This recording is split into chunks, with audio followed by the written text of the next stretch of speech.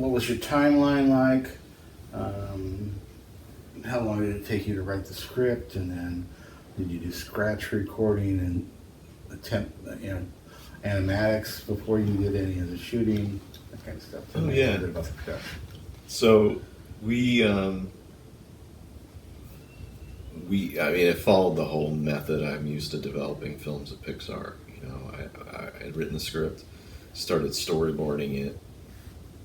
I was even storyboarding it while I was writing the script, because that's kind of, to me, storyboarding is writing with pictures in the feature animation world. So they're not divorced from each other, they're part of the same thing. So write in words, go into drawings. The drawings would inspire me and give me new ideas to go back into the script, and so it worked that way.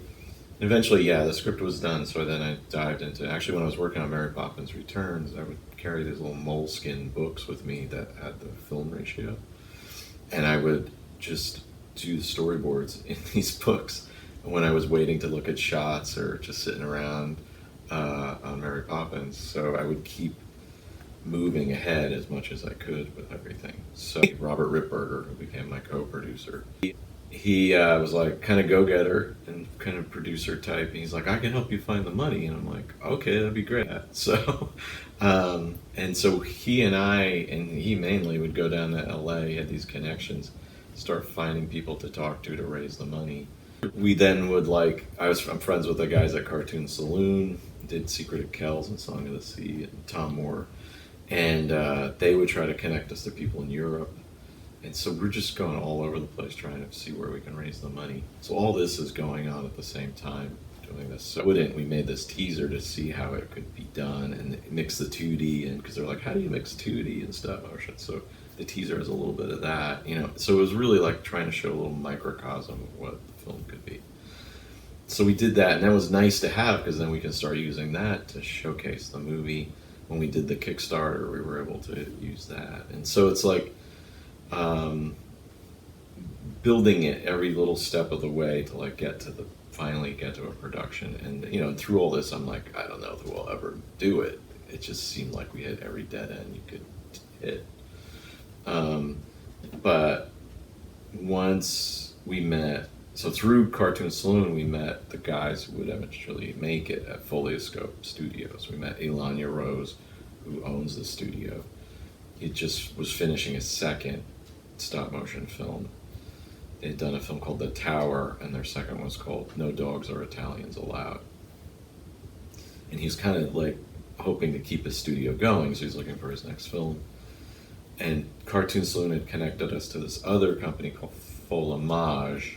Robert went out there to meet them. They canceled the meeting on him. So he had flown all the way out there, and he canceled the meeting.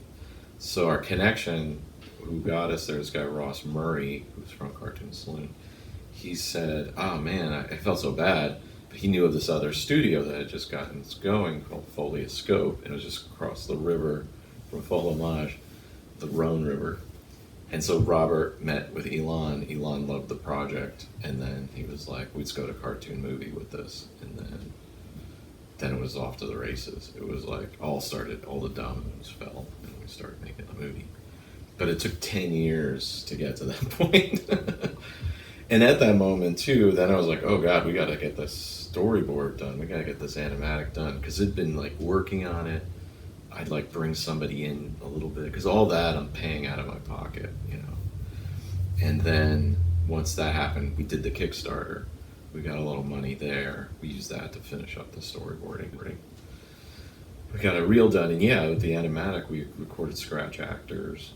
We had a great scratch team. It was fun. I did scratch. You're in film too. Yeah. Meyer.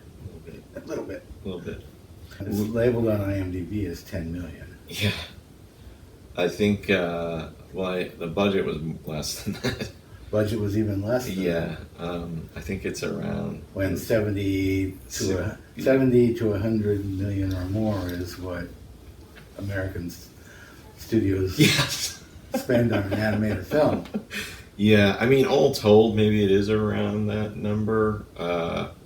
Because I think factored into the budget isn't the story work that went on before and like the teaser and stuff, but that's probably still not equal to that money. Not quite 10 million. No, So you were squeezing every nickel and dime out of that money. we definitely did.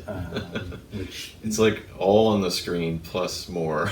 yeah, a lot of blood and sweat. Yeah, because at that budget level, people were definitely doing it because they really loved the project.